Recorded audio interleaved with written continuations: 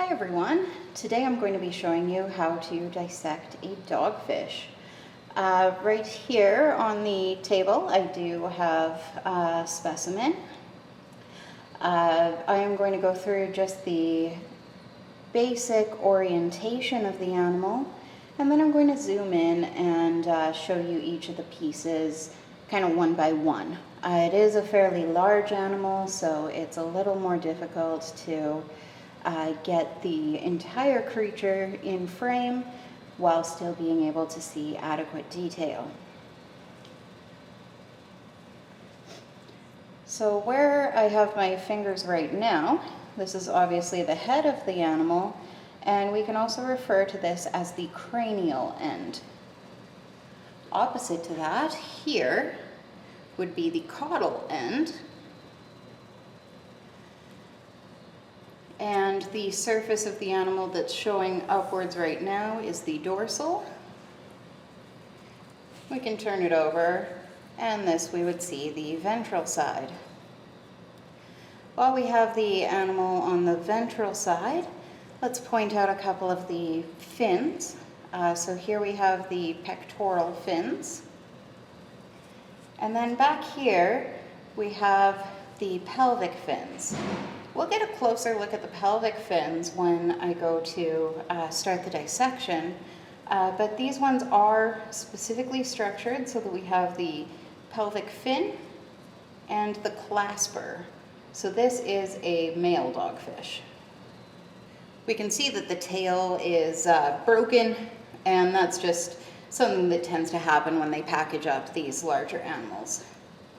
I also want to note that the animal's vent is going to be right between the two pelvic fins. So a fin type that's actually missing from the dogfish is the anal fin. So some sharks have an anal fin, dogfish do not. If we go back to the dorsal side facing, we can still see our pectoral fins. And then we also have a dorsal fin, so that's our first dorsal fin, and a second dorsal fin back here.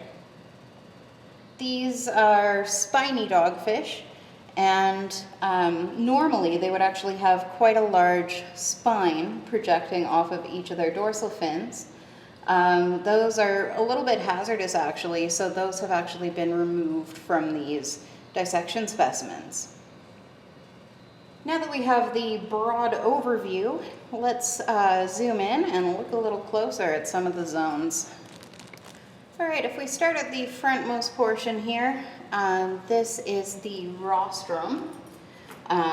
Sometimes we refer to it as a snout, but the proper term for this is the rostrum. We can also see the eyes here. If we look just behind the eye here, we can see the animal's spiracle. You can see it on that side there. And the spiracle is kind of an opening to allow for water to flow over the gills. So water will enter via the spiracle and also via the animal's open mouth. On this view here, we can see a lot, I'm not sure if you'll be able to see that on the video, that there's a lot of little pores along the front of the rostrum, and also a pair right here. So this pair of pores here, these are the ampulla of Lorenzini. So those have to do with perceiving electrochemical signals in the water.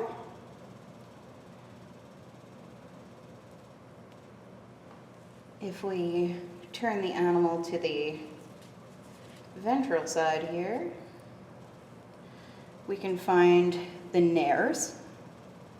So that's these ones here. And then of course we can see the mouth as well. What you may not be able to see, but you'll definitely be able to see when we do the dissection in person, is that there are many rows of teeth. So as soon as one tooth is lost, there are more rows of them ready to take its place. Here we can also see the shark's gill slits. So that's going to be where the water will pass out of the animal once it's passed over the gills. We will take a look at the gill structure in just a moment. I will now change our view a little bit and start doing our actual dissection.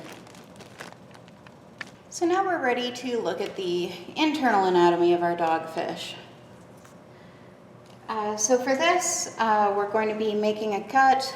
We're going to start down here near the pelvic fins.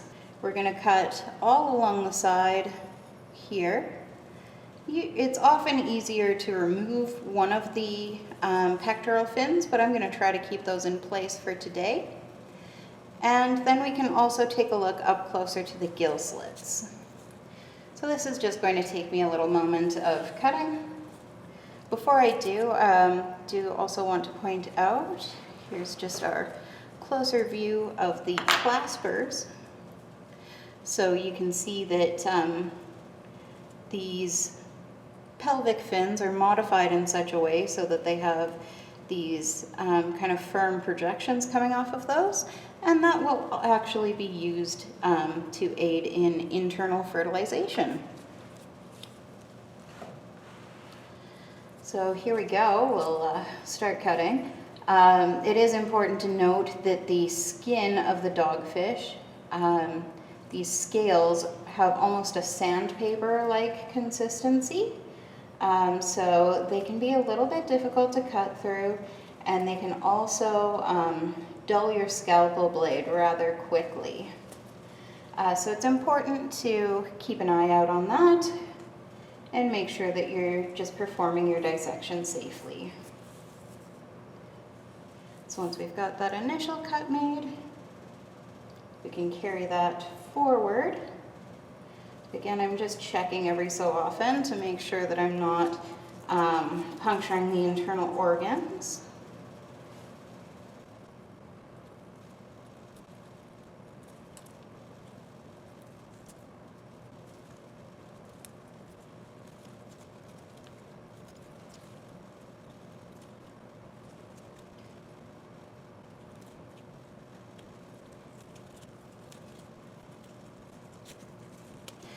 And almost right to the top of the body cavity.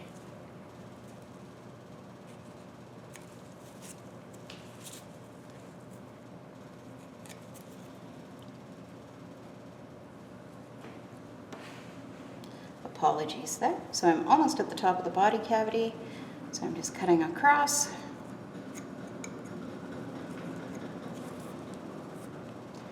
And opening out that piece of flesh. So at this point, you may find it helpful to have dissecting pins so that you can dissect so that you can pin your fins out of the way.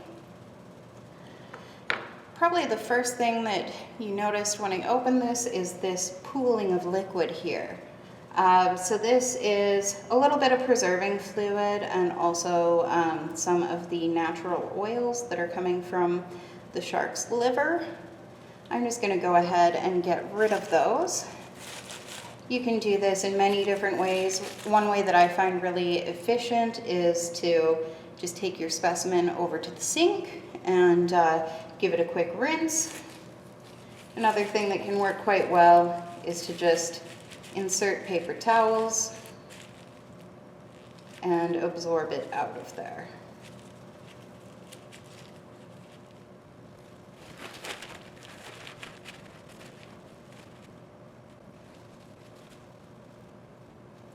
Okay, now that we've got the shark open, I'm just going to change its orientation and start walking you through the internal anatomy.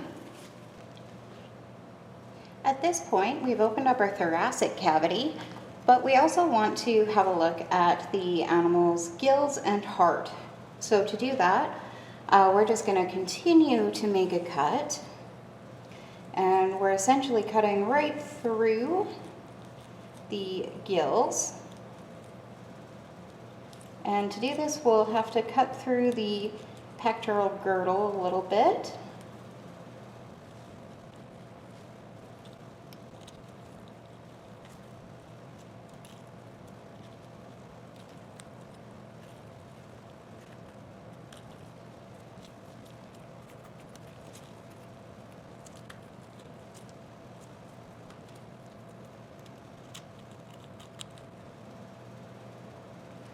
we go. We can remove that piece out of the way.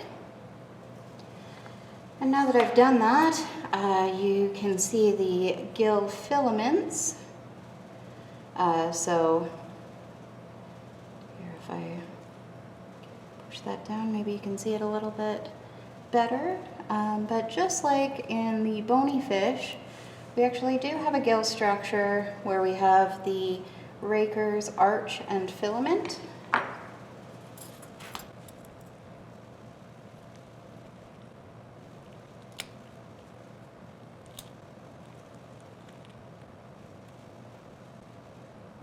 If we look at this piece in my hand, this region here I've actually cut off the filament, but here we have the gill arch and here we have the gill rakers.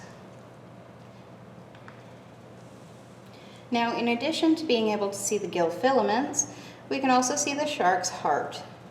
Right now there's a little bit of excess tissue that's just kind of a byproduct from the preservation. So I'm just going to move that out of our way, and then we'll walk through the actual anatomy of the heart. So when I removed that piece that was covering this, I actually removed the pericardium, which is a thin membrane that covers the heart. If we take a look at the shark's heart, we start off here with the conus arteriosus. This large, most obvious part of the heart that we see here, that is the ventricle. It's going to be a little bit more firm and muscular. We can see a little peek of the atrium off to the side here, and also a little bit peeking out there. And then this is a hard one for me to show you on video, but we have a great photo of it. If I lift the heart up here, I'll lift the heart up with a pair of scissors, and we can see I actually cut into it a little bit, but we have what's known as the sinus venosus. So I can see I've cut it on the one edge here. So these are the kind of 4 parts of the shark's heart. Now we'll shift a little bit and start looking at what's in the thoracic cavity. So the large it's usually grayish in color. This is going to be the shark's liver, and you can actually move some of it aside. You're going to have to move some of it aside so that you can see the other parts. So this is one of the lobes. We have a second large lobe here that I'm just moving aside. And then we have a third lobe that's really quite small. We've got it up here. And at the very tip, this one's third lobe is a little bit, it's structured a little bit differently than I'm used to seeing. It's actually separated out a little bit. Normally this is one kind of more obvious triangle. At the tip of that triangle, and kind of along the one side, there is a flattened pouch that we can see running along right here. And that is the gallbladder. So that's going to be the spot where bile is stored. If we lift the liver towards the head a little bit, we can see a little bit of the esophagus. And the esophagus continues down here to the stomach. Now this shark has a particularly large stomach. It would have just had a meal fairly recently before being sacrificed. So it's not usually this large. Usually it's more smooth and just shaped like a kind of a J. At the posterior, towards the posterior end of the stomach, we kind of make a little turn here. Right before we make the turn, we're going to find another structure that Looks fairly similar in color and texture to the liver. That will be our shark's spleen. And then as we continue along to the J, the tip of the J here, we'll find another piece here. Sometimes it helps if I just get my finger in behind there. So we have this piece here. That is the pancreas. We can also really clearly see this kind of narrowing. This is going to be our pyloric sphincter, and that's going to be our transition point between the stomach and the duodenum. The duodenum then continues to what's known as the spiral intestine. So we have that there. And then eventually the spiral intestine smooths out, and we have, it will exit via the rectum. If we move it off to the side, we'll be able to see this finger-like projection here. That is the animal's rectal gland, and that's going to be used for osmoregulation, so controlling the salt balance. Now, I mentioned that this is known as a spiral intestine, and I'm going to show you why that is by just cutting into it.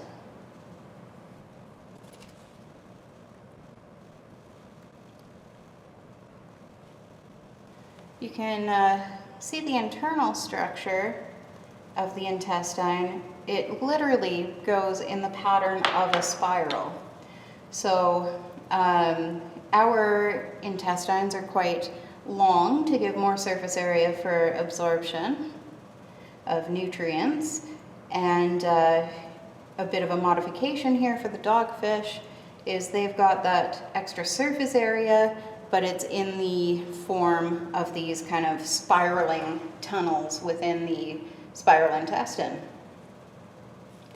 If we move our stomach off to the side, we end up with some veins in the way, veins and arteries.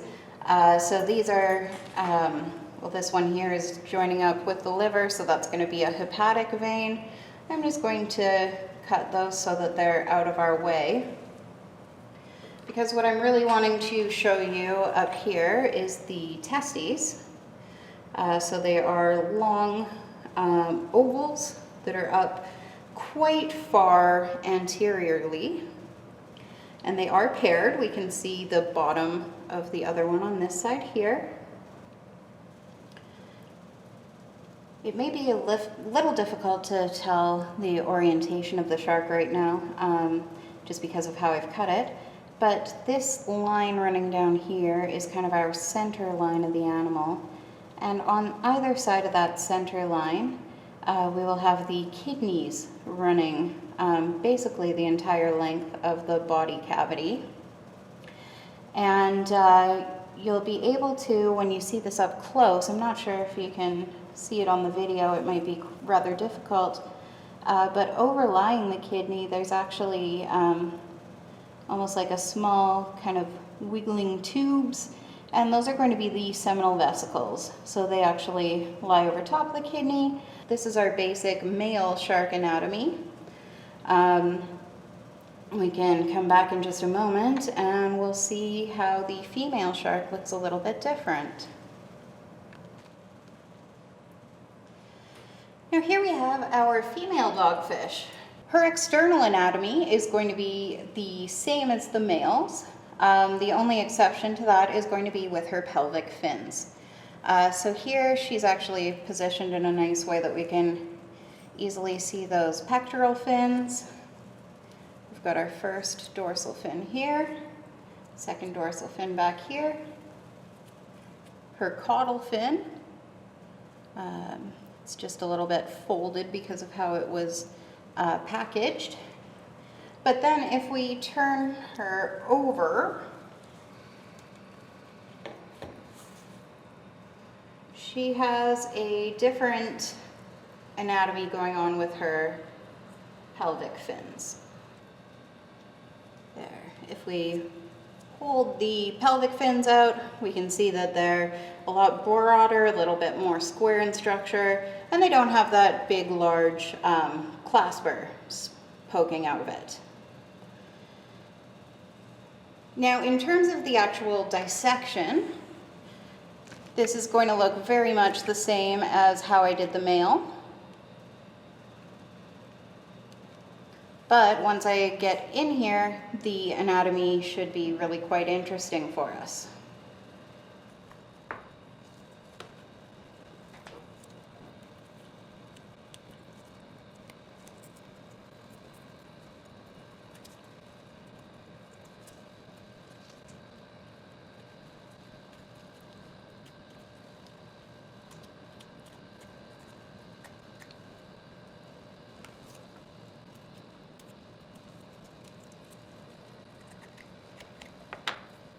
And we'll just pin this open.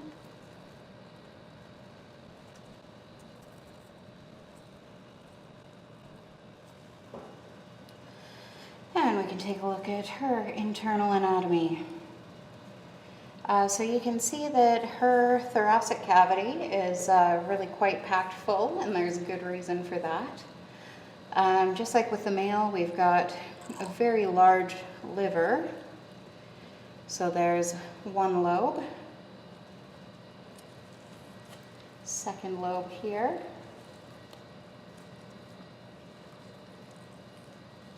that one we'll just leave it in place, and this is our third lobe, and on the edge of the front lobe, or sorry, on the edge of that third lobe is where we can see the gallbladder. There, we should be able to see the gallbladder along there. Now if we look a little closer, again, her anatomy looks a little bit different. For her, she actually ate something a little bit more recently than the male did, because she has a really distended esophagus here. So this big thick portion there is the esophagus. Again, not normally that thick,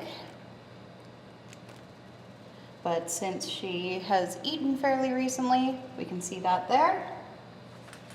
So that's her esophagus going into the stomach. So the stomach's actually fairly empty in this shark. Most of what we're seeing is in the esophagus. We then go into our kind of a J shape on the stomach. At the bottom of the J is where we find our spleen. And then as we go back up, here we've got our pancreas. That's nice and visible. And let's see if, there we've actually got our pyloric sphincter as well. So that's that little narrowing between the stomach and the duodenum. From the duodenum, we make our way into the spiral intestine. And then it's probably going to be a little difficult to find just because there's a whole lot going on down here. But we will also be able to find that rectal gland. There we go. See, I think it's a little bit too underneath for you to see. Oh, there we go. There's our rectal gland, that gland for salt regulation. Now, the reason that we have such a full cavity is that I ordered a pregnant female. So if let's take a look at her one side here.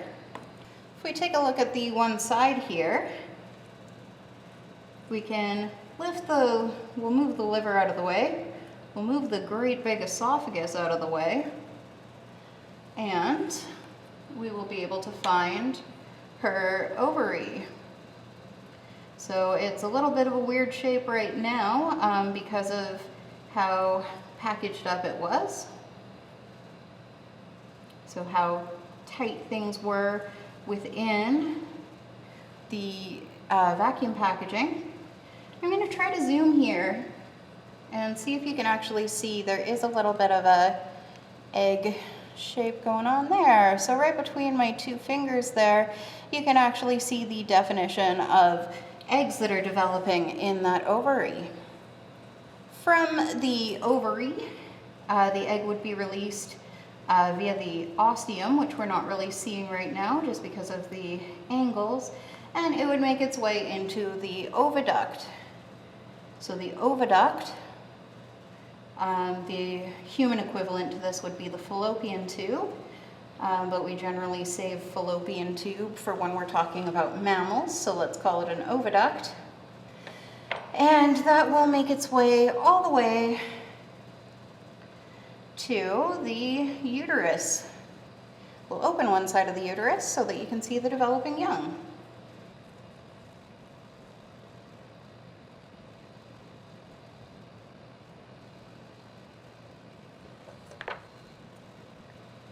So right in here we have some young shark embryos, and I'm just going to bring them out so that we can look at them on their own. So I'll start from the top here. So you can see that each of these have a yolk sac, and then they've got the developing embryo that's attached to that yolk sac.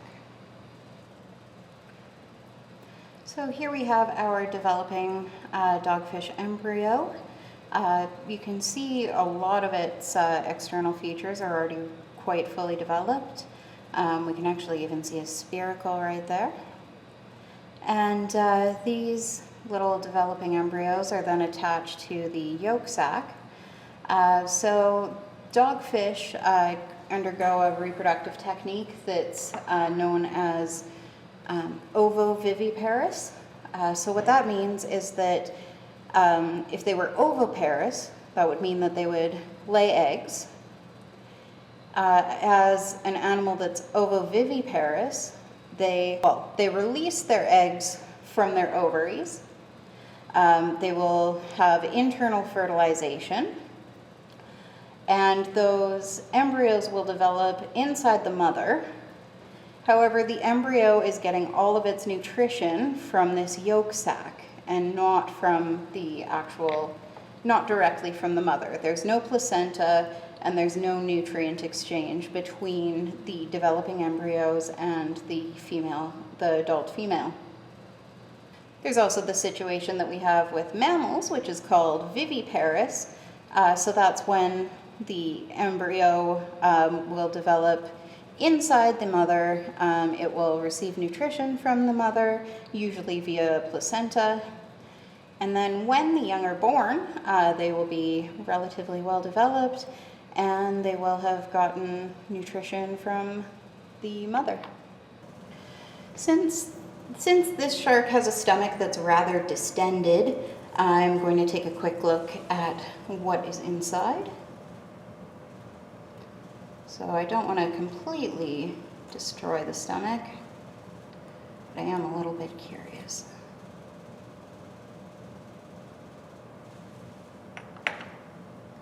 So we'll open that up just enough.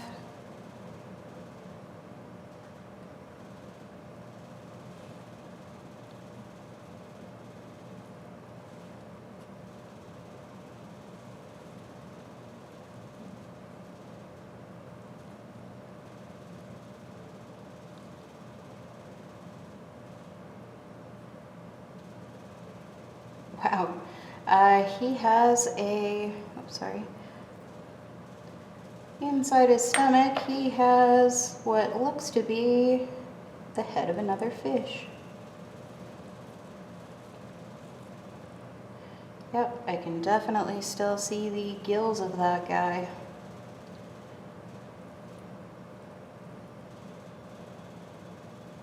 But that's about all that I can make out of that one.